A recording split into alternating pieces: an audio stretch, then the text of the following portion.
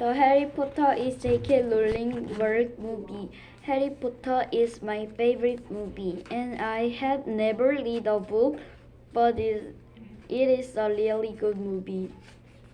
The plot of Harry Potter suits my taste because Harry and Ron Weasley, Hermione were the wizards' pet through many things, and J.K. Rowling didn't sell well at first, but now is the second but after personality books.